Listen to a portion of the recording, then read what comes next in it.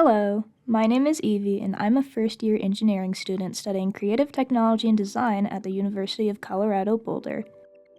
Today's lesson is all about electrons and energy, and I have HelperBot here, who's powered by electricity, to help out. Have you ever had to replace the batteries in your flashlight, or some other electronic device? I have. In fact, I just recently replaced the batteries in HelperBot. Isn't that right, HB? It may be time for an upgrade, though. Did you know that there are different types of energy that can power batteries? Solar energy or wind energy are big ones, which get energy from either the sun or a wind turbine. But how does energy work? Let's find out. Look, HB has a couple of magnets, but they can't seem to push them together.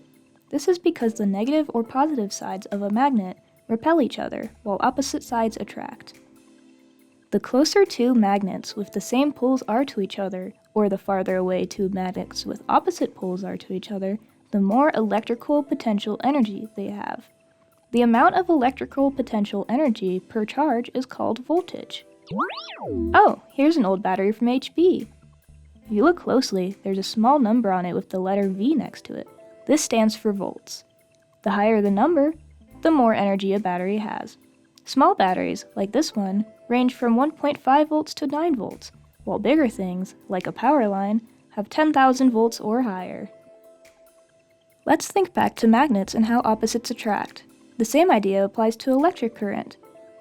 When you connect a conducting wire to a voltage source, like a battery, the difference in voltage makes the electrons move.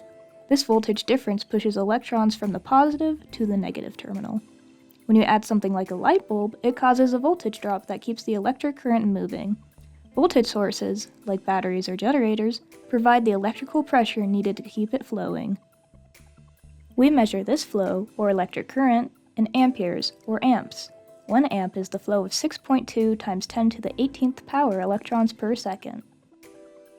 Electric currents flow through circuits. HB has an electric circuit here. When it's like this, then it's called an open circuit. Energy or electrons cannot move through when it isn't connected. When the circuit is connected, like this, then it's called a closed circuit. Energy can now move through the circuit and power whatever the circuit is being used for. For example, putting a battery into a controller completes the circuit and gives it energy. Make sure you have the positive and negative ends of the battery where they're supposed to go, otherwise the electric current won't flow. Speaking of electric currents, some materials make it easier for electricity to flow than others. Have you ever played a video game where the water is dangerous because it's electrified? Well, there's some truth to this. Some objects have a higher resistance to letting electricity through than others. Water and some metals let electricity flow through easier, which means they have a lower resistance. This is called a conductor. Meanwhile, wood or plastic has a much higher resistance, not letting electricity through as easily. This is called an insulator. The dimensions of a material can affect its resistance as well. If the material is wider and shorter, then there is typically less resistance. If it is thinner and longer, then it typically has more resistance. Any material can be a good conductor if there is enough voltage that goes through it, so be careful. Not funny, HB. The current in a circuit is directly proportional to the voltage across the circuit and inversely proportional to the resistance of the circuit. This is called Ohm's law. This can be represented by the equations I equals V divided by R and V equals I times R, where I represents the current, V represents the voltage, and R represents the resistance. For example, HB's flashlight has a pair of alkaline batteries that are a total of 2 volts. These batteries have a resistance of 10 ohms.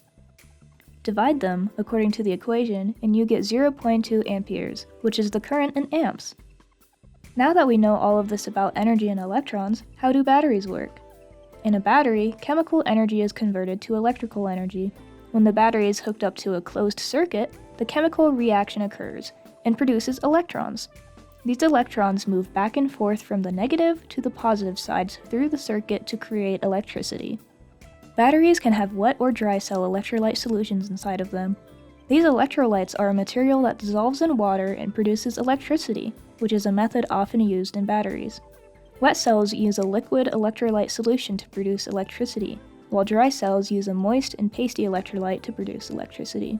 Most of the batteries that consumers use, like you, have dry cells. There are many other ways that we can generate electricity too. Energy from an electrical circuit can be converted from motion, thermal, and light energy, such as energy from wind turbines, water wheels, solar panels, and more. Engineers who design computers, cars, cell phones, satellites, spacecraft, portable electronic devices, and more must understand batteries and how we produce energy because it is very important to electronic devices and how they work. Many engineers are working to develop batteries that last longer, are more efficient, weigh less, are less harmful to the environment, require less maintenance, and are more powerful. Maybe you could be one of those engineers one day. See, even HB thinks so. Anyways, that's all for today.